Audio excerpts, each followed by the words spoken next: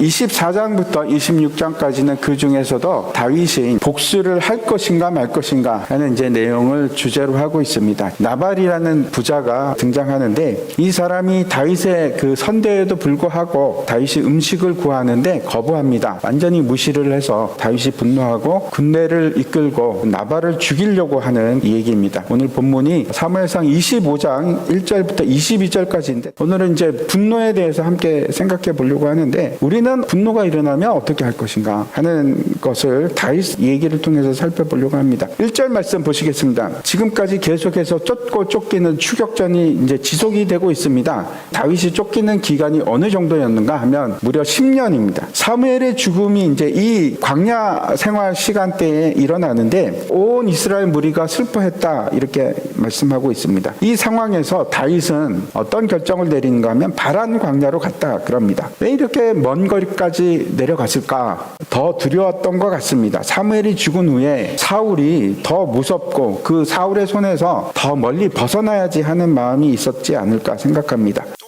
바란 광야는 거기 오아시스도 있고 목초지가 있습니다. 그래서 엔게디 저쪽보다는 더 살기가 좋지 않았을까 생각을 합니다. 근데 2절부터 새로운 사람이 등장을 합니다. 2절과 3절 보시기 바랍니다. 이야기를 시작하기 전에 이제 나발을 소개하고 있습니다. 갈멜에 사는 사람인데 굉장한 부자입니다. 양이 3,000마리, 염소가 1,000마리인데 지금으로 따지면 재벌입니다. 재벌. 그 지역 경제를 좌지우지할 수 있는 그런 엄청난 사람입니다. 그가 이제 갈멜에서 양털을 깎고 있었다. 이 양털을 깎는 거는 이제 양이 3,000마리입니다. 그 털이 얼마나 나오겠습니까? 당시에는 무역 상품입니다. 이 털이, 양털이 얼마나 큰 축제가 되겠습니까? 가장 큰 수입이 들어오는 날입니다. 양과 염소가 4,000마리면 그걸 지키는 사람은 얼마나 될까요? 수십 명이 아마 목자도 있고 하인들도 있고 그랬을 겁니다. 또 하나는 그가 갈렙 족속이었다 이렇게 기록을 하고 있는데 갈렙은 유다 지파입니다. 다윗과 같은 유다 지파인데 이게 무슨 뜻일까요? 이거는 유다 지파의 가장 유력한 가문이다 그런 뜻입니다. 또 하나 이제 여기 기록하는 것이 나발의 아내인데 이름이 아비가일입니다. 나발이라는 이름은 그 뜻이 어떤 것인가 하면 고상하게 표현하면 어리석은 자 이렇게 온 것이고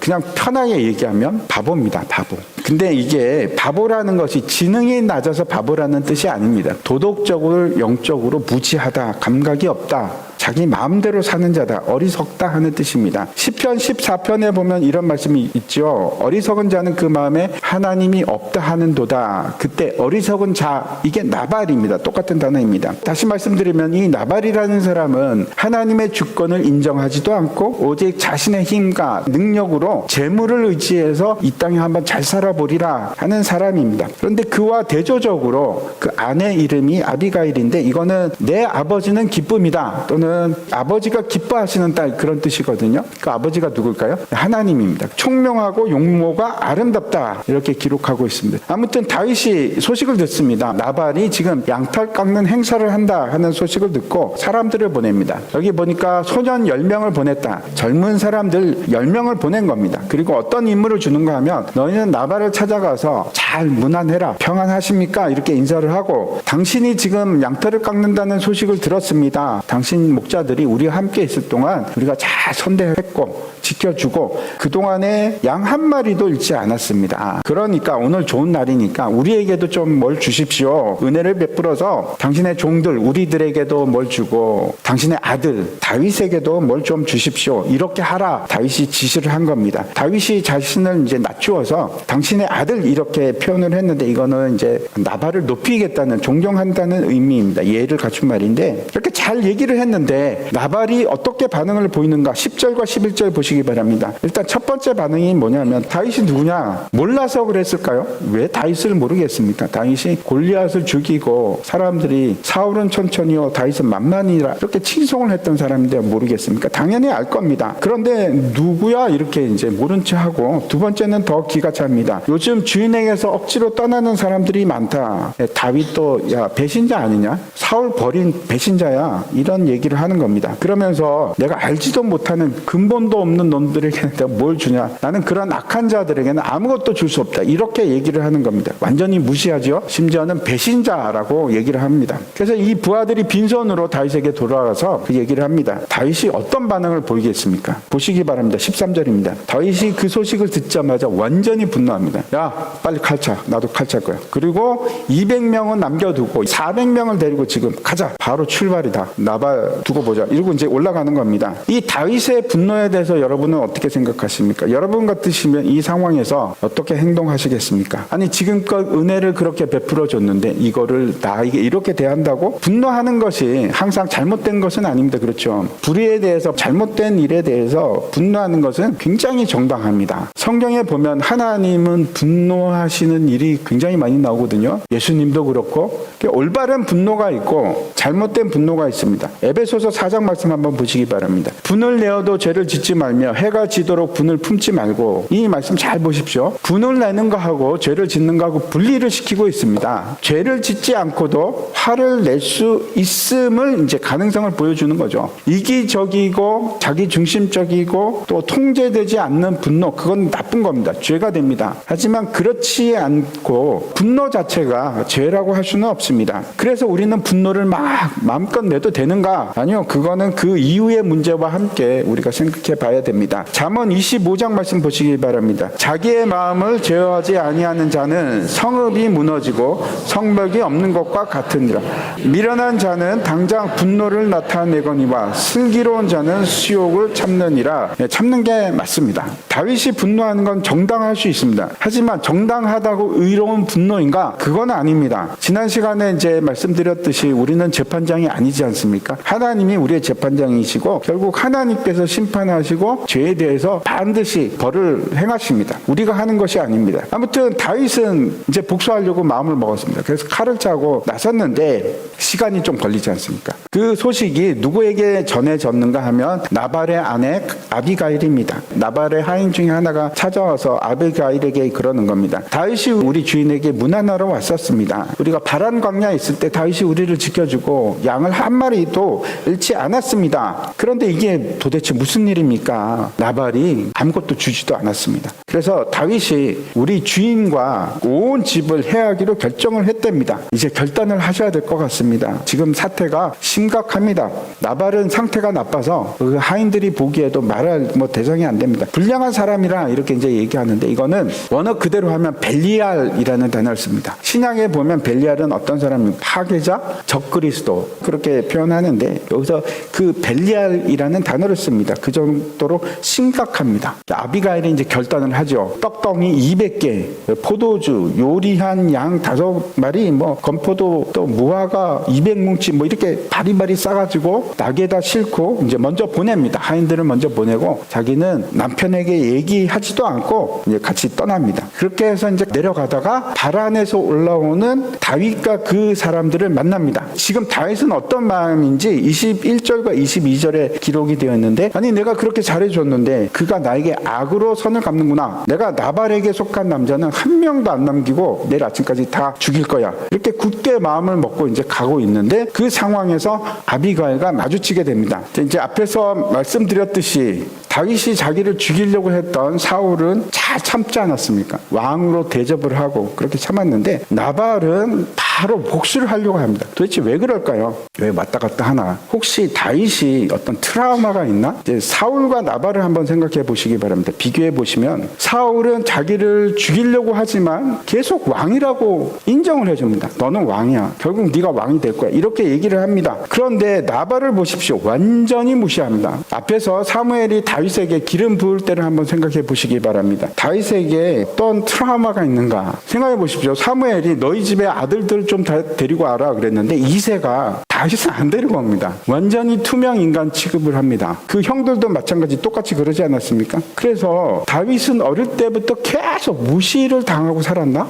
그런 생각을 하게 됩니다. 그리고 나발이 또 무시하니까 사울은 그래도 왕으로 대우를 해줬는데 무시하니까 이것 봐라 하는 마음이 있었던 거 아닌가 하는 생각을 합니다. 또 하나는 차별하는 마음입니다. 사울은 계속해서 다윗이 뭐라고 얘기하는 거면 사울은 하나님의 기름 부음 받은 자다. 그렇게 얘기하거든요. 자기도 기름 부음을 받은 자 아닙니까? 근데 무시를 당했습니다. 근데 지금 나발은 어떻습니까? 아무것도 아니잖아요. 기름 부음도 받지 못한 주제에 나를 무시해? 이렇게 할 수 있거든요. 그러니까 기름 부음을 받은 자하고 그렇지 않은 자를 차별을 하고 있습니다. 그거 잘못된 거죠. 그러면 안 됩니다. 세 번째는 다윗이 분노했던 지점이 21절에 보면 나발이 어떻게 합니까? 악으로 선을 갚았다. 다시 말씀드려서 다윗은 이거는 불공평하고 불의하고 지금 참을 수 없다라고 여겼을 겁니다. 우리도 이제 다윗처럼 분노케 하는 그런 트리거가 있는지 모르겠습니다. 어떤 누군가가 우리 찾아와서 분노의 버튼을 삥 누르면 여러분 어떻게 하십니까?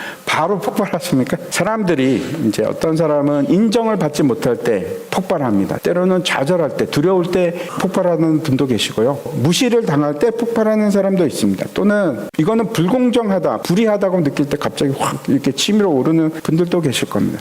분노가 일면은 우리 뇌에서 아드레날린이 막 분비가 됩니다. 근데 그게 기한이 있습니다. 시간이 지나면 그 효과가 없어지거든요. 한 20분 정도 걸립니다. 20분만 참으면 좀 나아지는데 그렇지 않더라도 한 10초만 참아도 줄어듭니다. 그래서 일단은 좀 참으셔야 하는데 어떻게 하는 것이 좋은가? 제가 5가지로 말씀을 드리고 말씀을 마치려고 합니다. 첫 번째, 분노에 대한 대가를 생각해 보셔야 됩니다. 내가 이 분노를 내서 그 다음에 어떻게 할 것인가? 화를 내면 잃어버리는 것이 너무 많습니다. 다윗이 화를 내서 가서 나발을 죽일 수 있거든요. 그게 과연 유익한가 하는 것을 생각해 보셔야 됩니다. 잠언 말씀입니다. 14장 29절입니다. 노하기를 더디하는 자는 크게 명철하여도 마음이 조급한 자는 어리석음을 나타내느니라. 참으시는 겁니다. 두 번째 할 것이 있습니다. 분노케 하는 사람의 말을 듣지 마시고 그 사람의 상처를 보십시오. 상처받은 사람이 상처를 줍니다. 누군가 여러분에게 상처를 주는 사람이 있으면 그 사람은 상처받은 사람입니다. 그래서 그 사람의 아픔을 한번 생각해 보십시오. 그 사람도 아파서 그러는 겁니다. 긍휼히 여기고 또 용서하는 마음이 필요합니다. 용서하십시오. 그 사람의 상처를 보시고 긍휼히 여기시고 용서하십시오. 잠언 19장 말씀입니다. 노하기를 더디하는 것이 사람의 슬기요 허물을 용서하는 것이 자기의 영광이니라. 용서하는 것이 정말 중요합니다. 이것이 이제 두 번째입니다. 세 번째 해야 될 일이 있습니다. 분노하기 전에 생각하는 겁니다. 왜 내가 화가 나지? 그걸 다시 한번 되짚어보는 겁니다. 내가 진짜 원하는 것이 뭐지? 왜 내가 분노할까? 상처 때문인가? 두려움 때문인가? 무시당해서 그런가? 억울해서 그런가? 어떤 경우에도 내가 되갚아 준다고 해서 그것이 회복되지 않습니다. 내 상처가 났나요? 내가 인정받는 욕구가 있는데 인정을 못 받아서 화가 났어. 그래서 그때 화를 나면 내 아픔이 치유가 됩니까? 아니요, 더 깊어집니다. 그게 뭐가 됐든지 더 깊어질 뿐입니다. 네 번째입니다. 우리에게 필요한 것은 하나님의 도우심입니다. 하나님께 도움을 구하셔야 됩니다. 기도하셔야 됩니다. 시편 141편 3절에 보면 여호와여 내 입에 파수꾼을 세우시고 내 입술의 문을 지키소서. 우물 안에 그 물이 오염이 됐다. 그러면은 그 우물 물을 퍼서 뭐 하겠습니까? 먹지도 못하는데 쓸모가 없습니다. 우물이 있는데 그 안에 물이 말라버렸다. 그럼 그 우물이 무슨 의미가 있겠습니까? 가장 중요한 것은 우리 안에 신선한 생명수가 공급이 돼야 됩니다. 근데 나에게 원천이 있지 않습니다. 나에게서 원천을 찾지 마십시오. 여러분 안에 선한 거 아무것도 없습니다. 그래서 하나님을 찾으시고 하나님을 신뢰하고 의지하는 겁니다. 기도하십시오. 하나님 도와주십시오. 하나님 도와주십시오. 분노가 침입니다. 도와주십시오. 그렇게 기도하시기 바랍니다. 그리고 다섯 번째, 정체성 문제입니다. 나의 정체성이 무엇인지. 우리는 다른 사람의 무시함이나 인정하지 않는 거나 그거 뭐가 그렇게 중요하겠습니까? 언제나 하나님께서 나를 소중히 여기시고 나를 그 하나님의 존귀한 자로 만드셨는데 하나님의 자녀로 삼으셨는데 사람의 판단이 뭐가 그렇게 중요하겠습니까? 누가 뭐라 그래도 신경 쓰지 마십시오. 우리는 하나님의 자녀입니다. 존귀한 자들. 하나님의 사랑을 받는 사람들입니다. 그 정체성은 여러분 빼앗기지 않습니다. 변하지도 않습니다. 불안하고 분노는 함께 갑니다. 불안하면 분노가 더 생기고 분노가 더 커지면 또 내가 불안합니다. 함께 자라갑니다. 불안해하지 마십시오. 왜 불안해하겠습니까? 하나님이 살아계신데 하나님이 나를 지켜주시는데 하나님께서 이 세상을 창조하시기 전에, 창세 전에 우리를 사랑하셨다고 고백합니다. 에베소서 1장 4절입니다. 곧 창세 전에 그리스도 안에서 우리를 택하사 우리로 사랑 안에서 그 앞에 거룩하고 흠이 없게 하시려. 우리가 그런 존재들입니다. 제가 다시 말씀드릴게요. 첫 번째, 분노 이유를 생각하십시오. 분노의 대가가 있습니다. 두 번째는 분노의 말이 아니고 그 분노의 말을 하는 사람의 상처를 보십시오. 세 번째, 왜 내가 분노하는지 다시 한번 그 이유를 한번 생각해 보시는 겁니다. 그리고 네 번째, 하나님께 도움을 청하십시오. 기도하는 겁니다. 하나님 도와주세요. 나를 붙들어 주세요. 내 입술에 파수꾼을 세워주십시오. 나를 지켜주십시오. 라고 하시고, 다섯 번째, 기억하십시오. 그래, 나는 하나님의 사람이지, 나는 하나님의 자녀지, 나는 하나님의 사랑을 받은 자입니다. 그 일을 잊지 마시고 분노가 일더라도 죄를 짓지 마십시오.